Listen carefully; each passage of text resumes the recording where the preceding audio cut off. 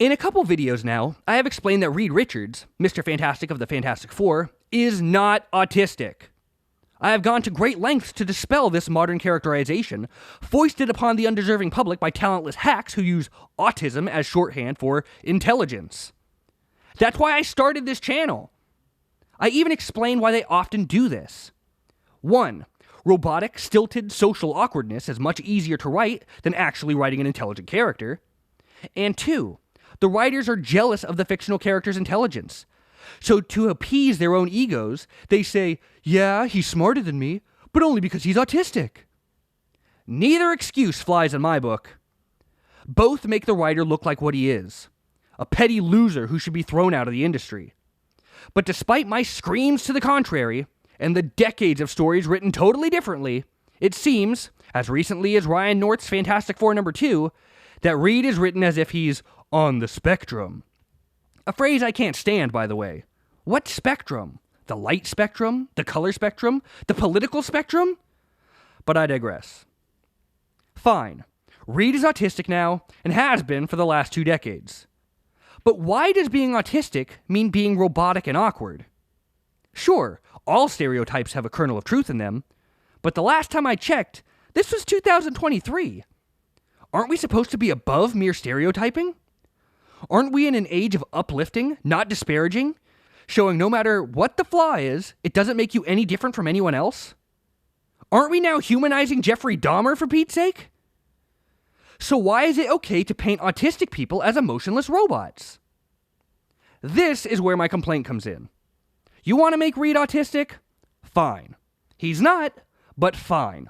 Let's play devil's advocate. Why then make him so blatantly, stereotypically, grotesquely autistic? Couldn't they have done it with a little tact, a modicum of decorum, the slightest bit of care? Of course not, because that would take talent, an attribute most people in the entertainment field lack these days. This got me to wondering, has autism ever been shown in a respectful manner, where you can tell the character is, shall we say, a bit different, but is still a human being and not a cartoon character? A character that shows that you can be clearly autistic but also a normal person? The answer is yes. Her name is Phoebe Spengler of the 2021 film Ghostbusters Afterlife, played by the multi-talented Mckenna Grace. Before I begin a character analysis, I would like to get a couple things off my chest. Despite what many film critics say, even ones that I typically like and agree with, Ghostbusters Afterlife was a fantastic movie. The best film of 2021 by a long shot, and if the Oscars weren't rigged and were actually merit-based, Mckenna Grace would have won a Best Leading Actress award hands down for the "Why didn't you tell me Egon Spengler was my grandfather" scene alone. Seriously, she was robbed. Despite its excellence, Ghostbusters Afterlife wasn't perfect. But what movie nowadays is? But its high spots, Mckenna Grace's performance, far outweigh its low spots, Finn Wolfhard's performance. I could go on and on about why I enjoy this film so, but that isn't the point of this channel or this video. I'm the comic fiend, not the pop culture fiend. And I am only speaking of this wonderful film as it relates to autism in fiction to directly compare autism done respectfully, Phoebe, with autism done tastelessly, modern Reed. Let's first go over how Reed has been depicted. He doesn't use nicknames. He speaks in incredibly stilted dialogue. He can't read a room, has trouble speaking to strangers, can't speak in layman's terms, and shows no emotion. Generically autistic, with no nuance whatsoever. Now let us compare that with Phoebe Spengler. Throughout the film, and even in her very first scene, you can see that Phoebe is brighter than the average 12-year-old. She isn't smart to a degree that's unbelievable. She's just hyper-intelligent. But she's odd. Her cadence is a bit off. Her tone is a bit flat. Things like tone and cadence can't be translated into comics. Sure they can, in the hands of a good writer. It just takes skill. That's what narration boxes are for, describing what can't be told in the art or speech and thought balloons. But okay, for the sake of argument, let's take cadence and tone off the table. But what about all of this? Phoebe's buttons on her clothes are fastened incorrectly in many scenes. Her resting face is mostly expressionless. She shrinks from physical affection. Her interests are far different than those around her. But despite being awkward, she tries and succeeds in making friends with her peers and superiors. She can hold normal conversations. She can joke. She can bond emotionally. She can be vulnerable. She can do much of what the average person can do. But she's weird. And you may say that this is just how Miss Grace portrays an intellectual. A bit robotic, a tad aloof. No, on 2 counts. 1, she played Phoebe much differently than she played Mary Adler, her child prodigy character in the 2017 movie Gifted, in which she starred alongside Chris Evans. In that movie, she was the average child, just really good at math. This is nothing like how she played Phoebe. Phoebe is clearly autistic. And 2, Mckenna Grace stated explicitly in one of her press interviews that she played the character on the spectrum, again with that phrase, as that was how the character was described in the notes she was given. The actress herself said Phoebe was autistic. You can't get much more confirmation than that.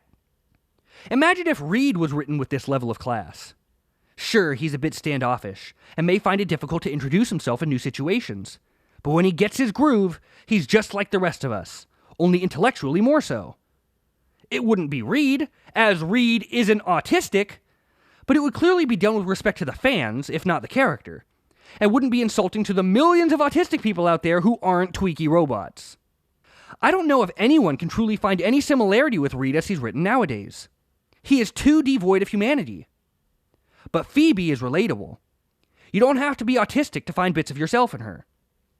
Her nervousness, apprehension, quirkiness, and curiosity aren't tied down to autism. They're just a natural part of the human experience. She just so happens to be autistic. But that is the mark of a good artist. Artist being the category in which actors and writers both fall. The ability to portray human emotion.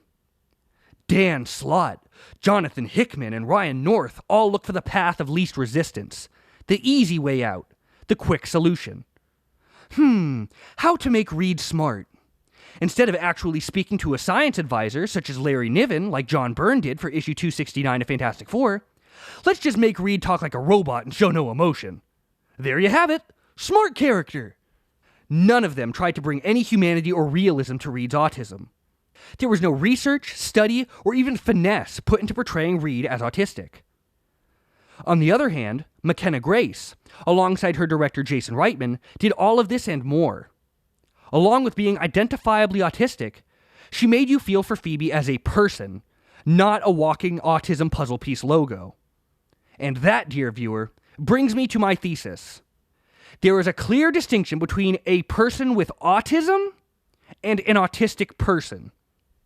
Phoebe is a person, first and foremost, who is autistic secondarily. Reed is written merely as an autistic person, with autism being his sole defining characteristic. One is indicative of creative minds, crafting a character who will be loved, cherished, and remembered for generations to come. The other of creatively and emotionally bankrupt people who only do enough to squeak by. One should be showered with endless praise and adoration, the other mocked and ridiculed for the utter trash it is. The fact that the reverse is true says a lot about the state of the arts today. A mental disorder like autism should not be used as a crutch for lazy writers. It should be used to tell deep, impactful stories that make the people afflicted with them feel a little less alone, a little more human, and should leave the consumers who aren't afflicted with more understanding and respect for those who are neurologically divergent. Autistic people shouldn't be the all-powerful, flawless heroes of every story. That's just silly. But they shouldn't be the butt of the joke either. In a modern, enlightened society like ours, this should go without saying. I thank you very much for listening. Until the next video.